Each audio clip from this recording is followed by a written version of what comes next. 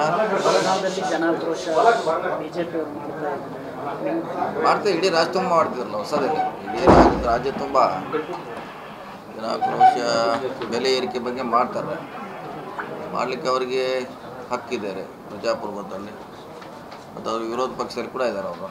So ಮಾಡಲಿಕ್ಕೆ ಅವ್ರಿಗೆ ಅಧಿಕಾರ ಇದೆ, ಹಕ್ಕಿದೆ, ಮಾಡ್ತಿದ್ದಾರೆ.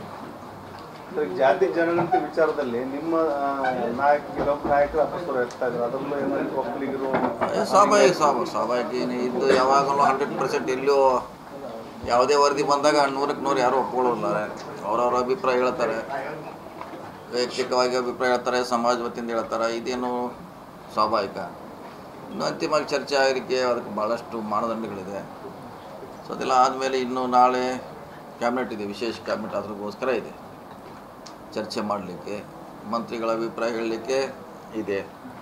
ಅಲ್ಲಾದ್ಮೇಲೆ ಇನ್ನೂ ಮುಂದಿನ ಸ್ಟೆಪ್ ಹೋಗ್ಬೋದು, ಇನ್ನೂ ಭಾಳಷ್ಟು ಅವಕಾಶಗಳ ಸ್ಟೆಪ್ಗಳು. ಅಭಿ ಸೈಡ್ ತಗೊಳ್ಳೋದು ಬೆಟರಾ ಅಥವಾ ಅಪಾರ್ಟ್ಮೆಂಟ್ ತಗೊಳ್ಳೋದು ಬೆಟರಾ? ಚಿಂತೆ ಯಾಕೆ, ಒಬ್ಬ ರಿಯಲ್ ಎಸ್ಟೇಟ್ ಎಕ್ಸ್ಪರ್ಟ್ ಜೊತೆ ಮಾತಾಡು. ಹೌದಾ? ಹೇಗೆ? Boss Vala B the boss. ನಾವು ಕೂಡ ಹೇಳಿದ್ವಿ, ಅಷ್ಟು ತರಾತುರಿಯಲ್ಲಿ ಮಾಡೋ ಸರ್ಕಾರ ಏನು ಮಾಡೋದಿಲ್ಲ. ಎಲ್ಲ ಸಾಧಕ ಬಾಧಕಗಳನ್ನು ನೋಡಿನೇ ಅದ್ರ ಬಗ್ಗೆ ನಿರ್ಧಾರ ಮಾಡ್ತಾರೆ. ತಮ್ಮ ವೈಯಕ್ತಿಕ ವಿಚಾರ ಏನು ಸರ್? ನೋಡಿ, ಅದು ಸರ್ಕಾರ ಇಷ್ಟೆಲ್ಲ ಕಷ್ಟಪಟ್ಟು ಮಾಡಿದೆ. ಸೊ ಇದರಿಂದ ಯಾವುದೇ ರಾಜಕೀಯ ಲಾಭ ನಷ್ಟ ಏನಾಗೋದಿಲ್ಲ. ಇದು ಇರೋದು ಸಾಮಾಜಿಕ ಮತ್ತು ಆರ್ಥಿಕ ಸ್ಥಿತಿಗತಿ, ಜನಸಂಖ್ಯೆ.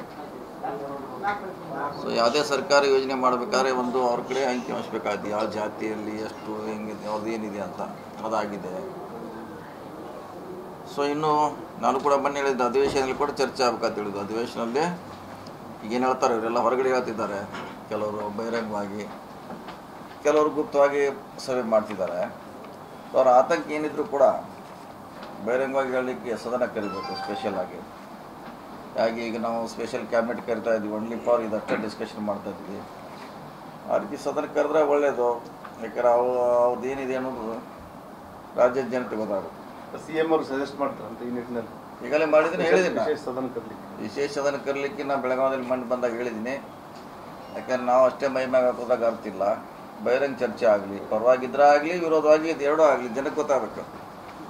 ಅಂತಿಮವಾಗಿ ಇದನ್ನು ಸ್ವೀಕಾರ ಮಾಡೋದು ಜನ, ಸರ್ಕಾರ ಜೊತೆಗೂ ಜನ ಕೂಡ ಮಾಡ್ತಾರೆ. ಸೊ ಕ್ಯಾಬಿನೆಟ್ ಆದಮೇಲೆ ಮತ್ತೇನು ಸ್ಟೆಪ್ಸ್ ಇದೆ, ಕೊನೆಯದಾಗಿ ಇದು ಸದನದಲ್ಲಿ ಚರ್ಚೆ ಆಗಬೇಕು ಬಹಿರಂಗವಾಗಿ.